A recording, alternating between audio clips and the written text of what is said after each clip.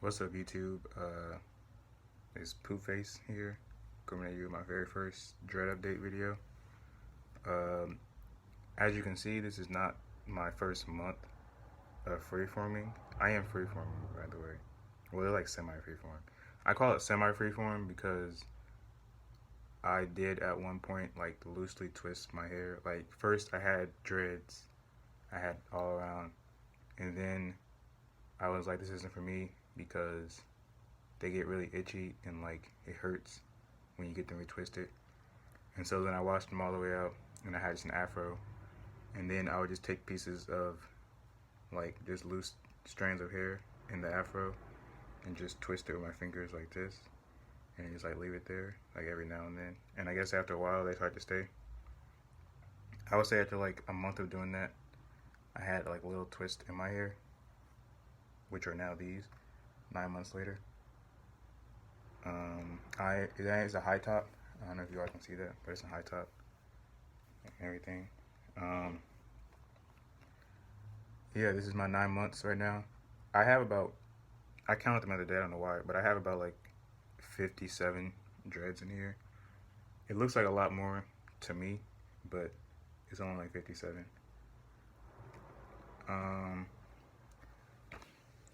I can say what inspired me to really start freeforming was I realized a long time ago, like while starting my actual like maintained dreads, that they're not really for me. I guess because I don't like taking care, or not taking care. I like taking care of my hair, but I don't like getting it done or like paying someone else to do my hair. And then everybody who has like maintained dreads, all their dreads look the same, and it's like I want to be different, but I want to be me at the same time. And so I watched a whole bunch of freeform videos. I watched John Smith videos. I really like him. He's really good. If you haven't watched his videos, go watch them because they're really, really good. Um, and then while watching his videos, I realized that I did the same thing he does, which is like loosely twist my hair, I guess, where he used to do a long time ago.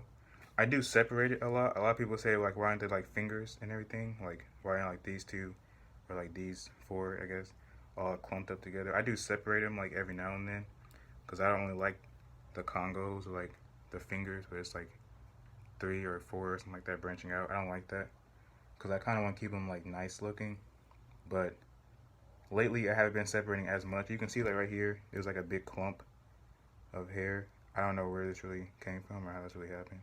But like I think what happened was these two were like one and they like split apart. And so now it's like one dread and there's like another one going off right here.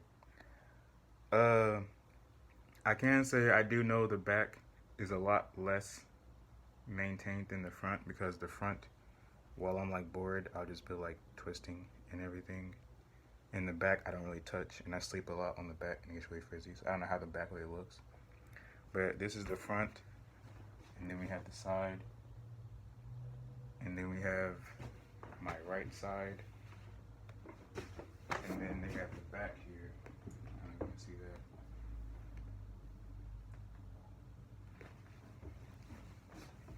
that. They do shake and everything, which is cool. They don't shake as much as like a lot of people's dreads do, like after like 9 months, but they shake a little bit, so I'm okay with that.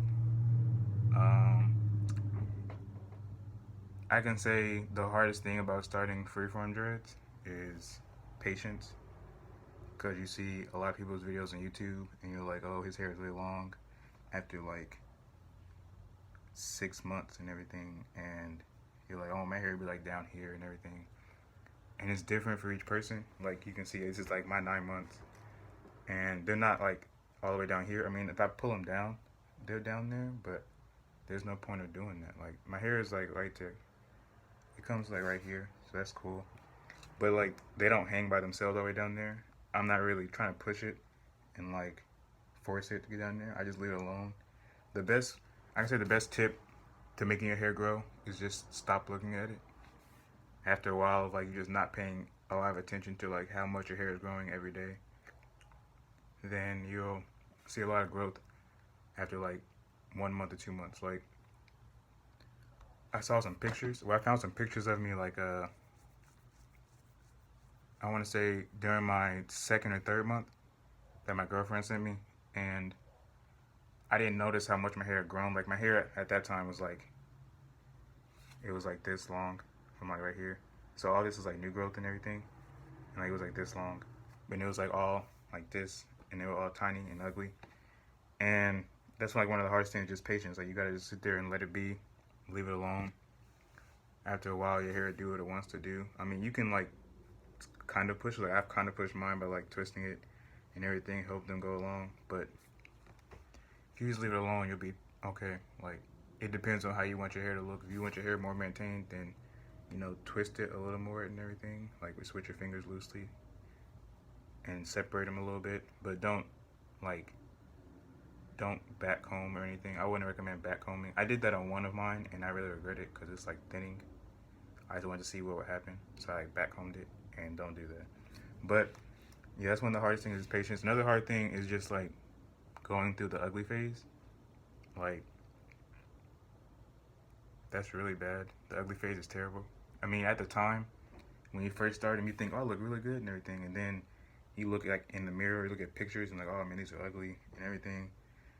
If you really want dreads, like you want them to be long and like down here and everything, you have to go to the ugly phase. Like there's no other option. I mean, you can like get extensions and everything if you get like maintain dreads, but if you don't go through the ugly phase, then you're just missing the experience. Like I've been through the ugly phase, and I can like if you want to follow me on Instagram and everything, I put it in the link below.